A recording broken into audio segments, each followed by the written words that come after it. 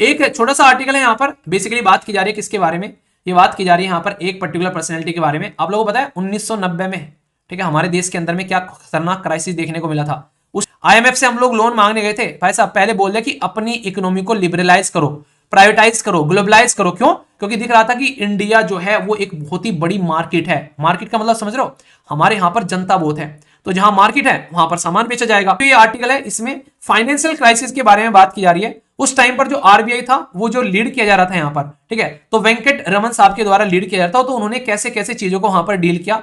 एक छोटा सा आर्टिकल है यहाँ पर, बेसिकली बात की जा रही है किसके बारे में, ये बात की जा रही है यहाँ पर एक पर्टिकुलर पर्सनैलिटी के बारे में। आप लोगों को पता है 1990 में, ठीक है, हमारे देश के अंदर में क्या खतरनाक क्राइसिस देखने को मिला था। उस टाइम पर भी यूएसए ने हरकतें की थी। मतलब 1990 में हमारे देश के अंदर में एलपीजी रिफॉर्म लेकर आए गए थे, बेसिकली यूएसए जैसे देश के प्रेशर की वजह में भी, ठीक है।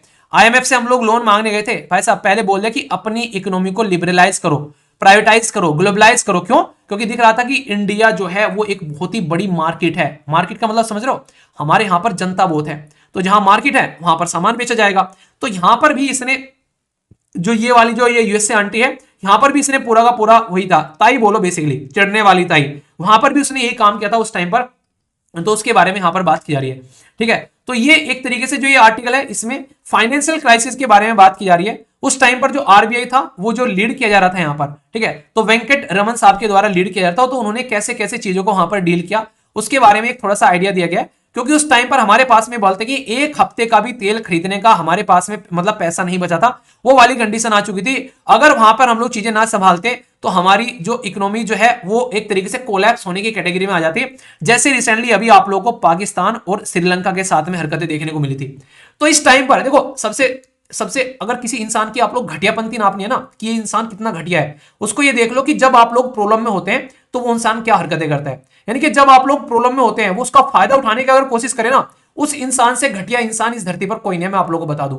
तो उस इंसान से हमेशा डिस्टेंस बना के रखनी है। और ये जो यूएसए है, ये इस चीज के लिए बाकायदा महारत हासिल है इस इंसान की, इस चीज में। यानी कि सामने वाले की मजबूरी का फायदा उठाने का अगर किसी से पूछना है ना कौन है शानदार एक इंसान जो इस चीज का फायदा उठाता है, तो वो है यूनाइटेड स्टेट ऑफ अमेरिका। जिस जिस देश के अंदर में आप लोगों को दिक्कतें देखने को मिलेगी, वहां वहां जाकर टांग अड़ाता है। और कभी भी जहां ये घुस गया एक बार, तो वहां पर कभी भी आप लोगों को चीजें नॉर्मल होती नजर नहीं आएगी, वहां पर चीजें आप लोगों को और ज्यादा खराब ही होती नजर आएगी। ये हर जगह इसका ये मतलब हिस्ट्री उठाकर देख लो ना किसी इंसान की, तो इंसान को समझने की अगर आप लोगों को प्रवृत्ति जाननी है तो ये बात आप लोग ध्यान रखना। कभी भी आप लोगों को ये चीजें समझनी है तो किसी भी इंसान के लिए, तो अगर वो मुसीबत में साथ रहते हैं तो ये मत समझ लेना कि कभी भी उसके कंधे पर जरा सा भी आप लोगों को रिलाई रहना है। तो यूनाइटेड स्टेट ऑफ अमेरिका ऐसे बोल सकते हैं। तो यहां पर बैलेंस ऑफ पेमेंट क्राइसिस आया था उस टाइम पर हमारे देश के अंदर में। मतलब हम लोग पेमेंट करने की भी हालत में नहीं थे। करंट अकाउंट डेफिसिट जो है उस टाइम पर इतना ज्यादा बढ़ गया था कि कंसर्न था कि आने वाले टाइम पे हम लोग पेमेंट डिफॉल्ट कर जाएं। पेमेंट डिफॉल्ट का मतलब समझ रहे हो, आप लोगों को पेमेंट करना है, आप लोगों का टाइम है, टाइम की सीमा सारी एक्सटेंड हो चुकी है, आप लोगों ने बोल दिया नहीं पेमेंट कर पाएंगे, तो ये कंडीशन देखने को मिलेगी। तो आरबीआई जो है उस क्राइसिस को मैनेज करने में बहुत ही बड़ा रोल प्ले कराया। और इसी के साथ में यहां पर जो वेनिन केतन रमन है जो बेसिकली यहां पर ये, ठीक है, तो इनके द्वारा बहुत बड़ा रोल प्ले किया गया उस टाइम पर इस चीज को संभालने में।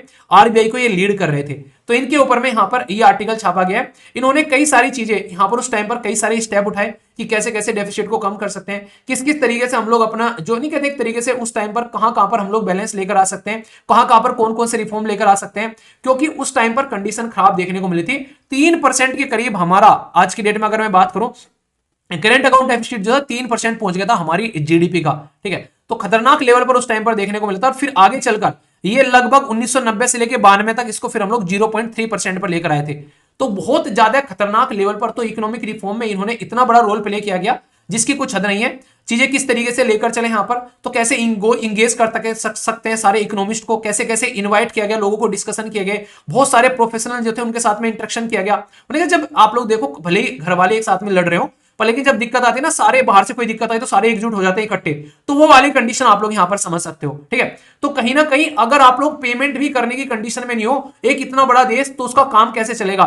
तो फाइनेंशियल स्टेबिलिटी लाना, इकोनॉमी को मैनेज करना और फिर यहां पर उसको इस तरीके से आगे लेकर चलना कि आज की डेट में वो अर्थव्यवस्था ऐसी बन चुकी है कि दुनिया में टॉप 5 अर्थव्यवस्था में हम लोग आज की डेट में स्टैंड करना स्टार्ट हो गए।